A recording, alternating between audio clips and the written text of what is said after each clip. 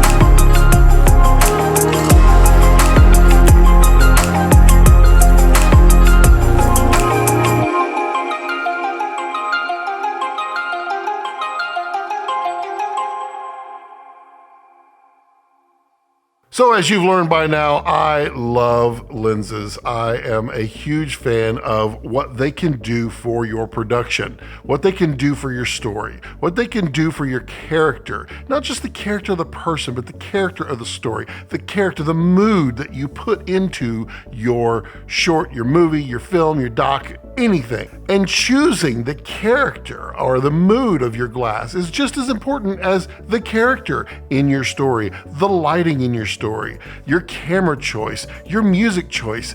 It is a mood, a character, and it has qualities that can make or break your film. Now, before I dive into this, I want to take a moment to ask you to go ahead and click subscribe down below and then click that little alert bell next to it, because we're building this great community and I want you to be a part of it. I think you'd be a pretty good part of it. Also, if you would, support me on Patreon. Just a little pat on the back for Scott. Just, hey, good job. Good job. Here's Patreon. All right, let's dive into Tokina Vista Primes. Now, recently I just got back from my, about 5-week adventure. That was leg 1. I got 2 more coming. I had the honor, pleasure, absolute joy of getting to take a set of these Vista Primes from Tokina. Now, these things are quite different than your typical stills glass. When you want to take your feature to its next level, you need to choose that next level of thinking, that choosing the glass and not just using what you have. And these are way, way higher on the spectrum of amazing than the stills glass that I normally shoot with. To give you an example, this is a Sigma Prime 24 millimeter. Now they all are EF, both of these are EF. This is just a 24 Prime. It's an f1.4, which on the cinema side, they go to the T-stops. And a T-stop is a more accurate measurement of its aperture, but the T-stop on this would be a 1.5. So an f1.4 equals a 1.5 on a cinema Prime. So here is the 25 from Tokina, just to give you an example of how big we're talking about here. These are not in the same ballpark for various reasons. They both have EF mounts, but look at the size of these things. Look at how much larger the Tokina is over the Sigma. And there's a couple of reasons for that. They go the extra mile to make sure that all of these lenses match optically. They match in clarity. They match in skin tones. They match, everything about them matches as closely as possible so that you don't deviate on your film and your film doesn't deviate from what you had in mind. Now, if you compare cinema primes together, what you're going to find is they match up from one end. Now, the length of them will have to vary because of the elements that are going inside, the focal length, et cetera, et cetera. What matters is from the end to the focus gear. This is the same on every single lens. Also, the support stud that holds up the weight of the glass, they're all going to be in the same area. The reason being is that if you look on the front over here, I have the bright tangerine support on this glass, and I use this most of the time when I was out in the field. And what it does is it supports the glass. The glass is not lightweight. This weighs, I don't have the specs in front of me, but at least double what this one weighs. So you don't want that pulling down on your mount. But when you're swapping lenses, if you have to move around a bunch of stuff to swap lenses, you're not going to be efficient on set. So you want to make sure that you have the ability to move them quickly. So they put the lens support in the same spot on all of the lenses. They're all the same so that you can slide your lens support out, pull your lens out, pop your new one in, slide it right back in. It's going to lock in place. Your lens gear here for your follow focus is going to be in the same spot. If you're running motors for your iris, for your focus, they're all going to be in the same spot. Now they don't look at here. You need to turn them over because we're comparing from the lens mount itself. And notice the lens gears line up. If I take this one over here, notice the lens gears all line up. The lens, or the focus, the iris, they both line up all across the board. That is something that Cinema Prime manufacturers do to speed you along on your shoot because you don't want to be slowing down, moving a whole bunch of motors around, et cetera, et cetera. Now, another thing that cinema glass does as well is you get a manual iris. Let's say 4 is a little dark, but 3.5 is just a little too hot. Well, I don't have the option on here. I can go 3.5 or I can go 4. On here, just a slight turn, and I get it exactly where I want it. So on the Sigma Prime here, I have put the focus gears on here that I love, and this is the extent of a focus pull. It's about 90 degrees. That means that it goes from up close, which is just under a foot, up close, all the way to infinity in 90 degrees. Now, that can be fine for autofocus. That can be fine for quick focus pulls. Now, when you want accuracy and you want to be absolutely assured that you're in focus, then you need to do it like the professionals do. These lenses are marked, and they're not just marked in 30, 60, 90 feet, 10, 3, 1. They're marked in inches. So here's 16 inches, Here's 15 inches. Here's 14 inches.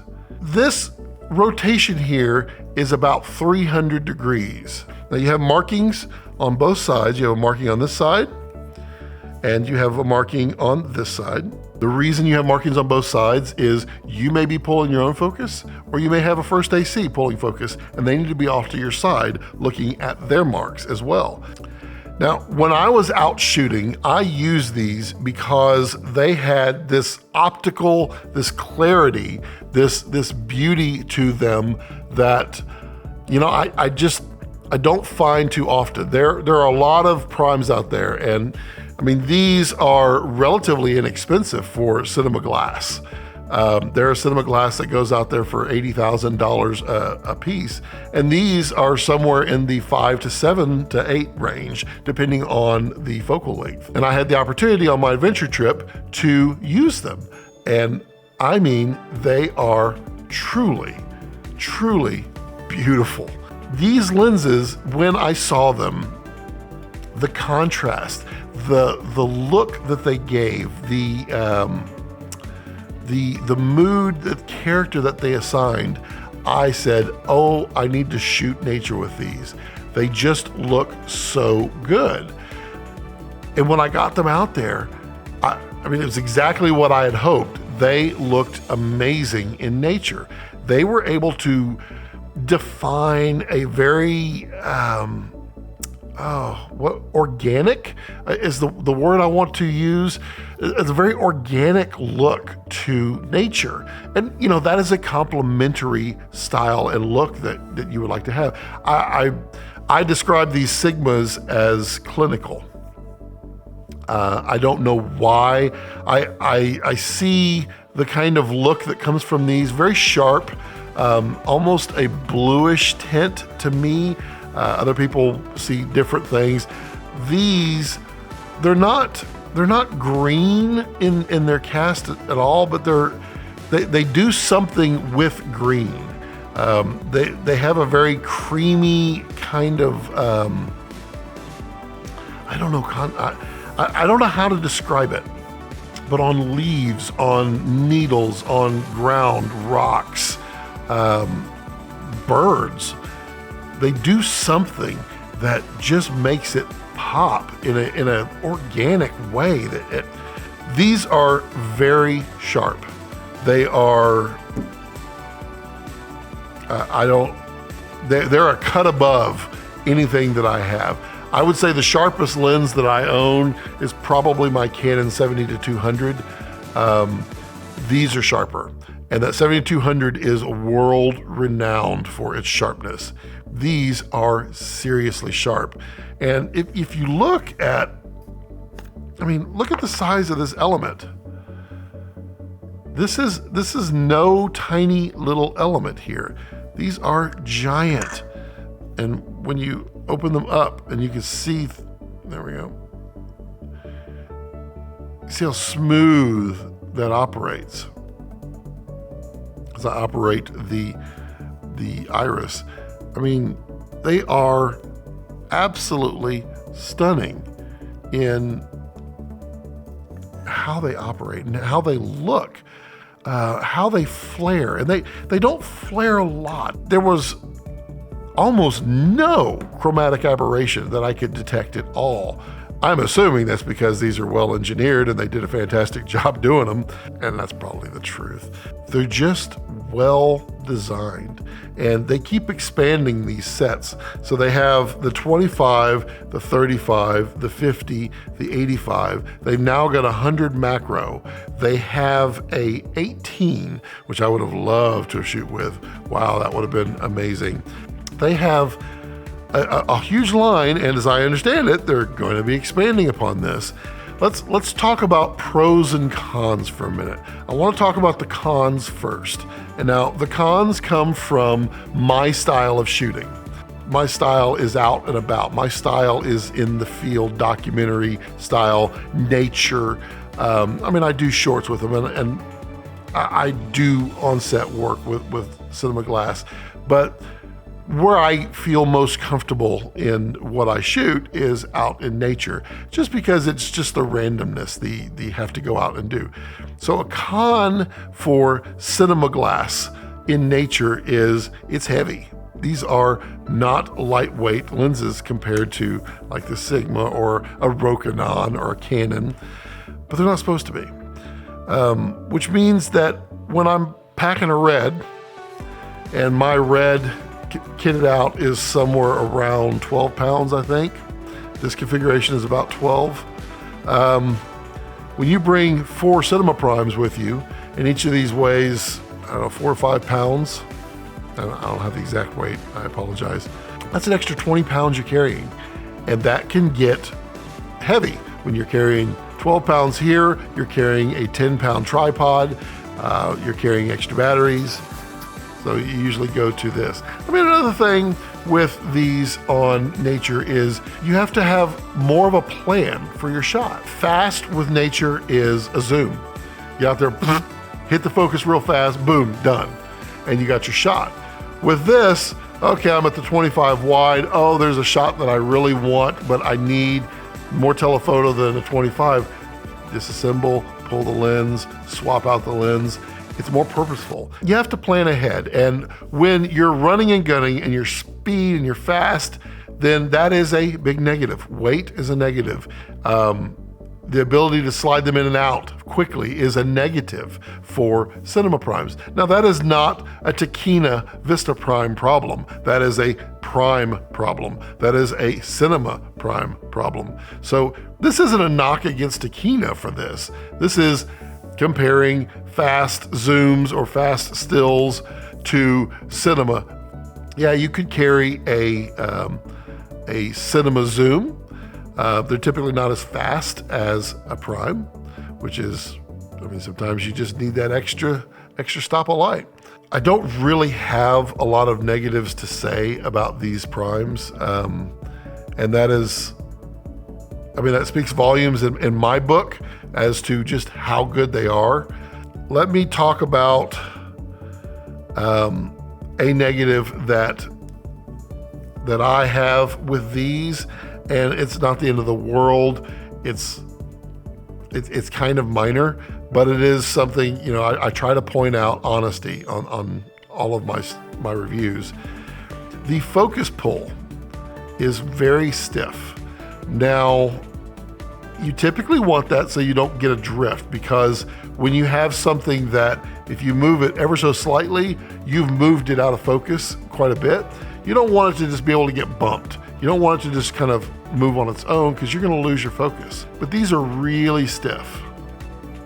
I suppose over time they will loosen up.